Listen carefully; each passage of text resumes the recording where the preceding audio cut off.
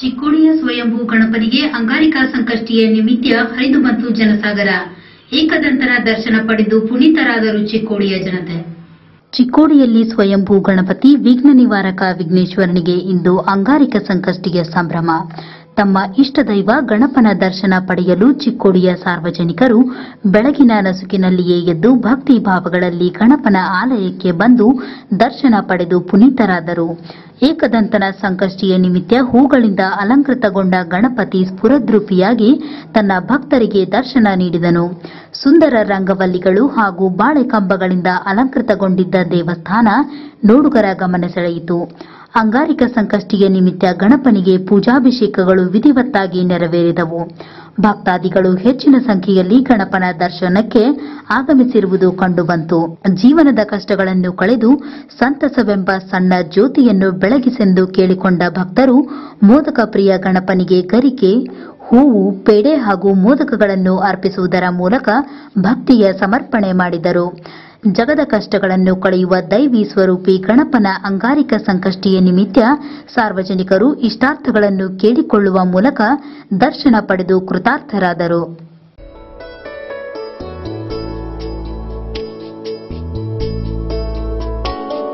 रणक्षुद्रघण्टानिनादाभिरामं चलत्ताण्डवोत्तण्डवत् पद्मतालं लसत्तुन्दिलाङ्गोपरिव्यालहारं गणाधीशमीशानसूनुं तमीडे गणाधीशमीशानसूनुं तमीडे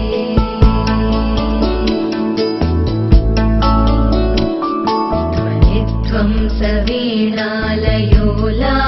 वक्त्रं स्फुरच्चुण्डदण्डोलसद्बीजपूरं गलत्कर्पसौगन्ध्यलोलालिमालं गणाधीशमीशानसूनुं तमीडे गणाधीशमीशानसूनुं तमीडे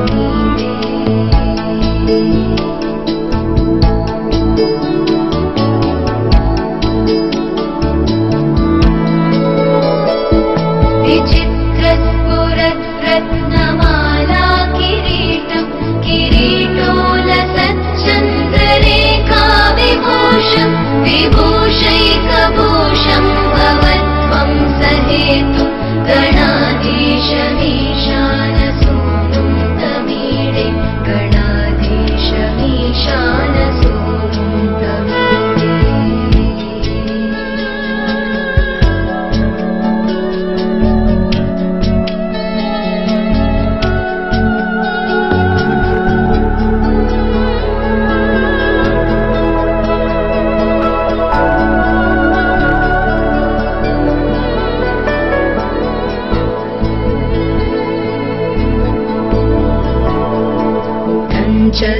चद्भुजावल्लरी दृश्यमूलो चलद्धूलता विभ्रमभ्राजदक्ष मरुत्सुन्दरी चामरै सेव्यमानं गणाधीशमीशानसूनुं तमीडे गणाधीशमीशानसूनुं तमीडे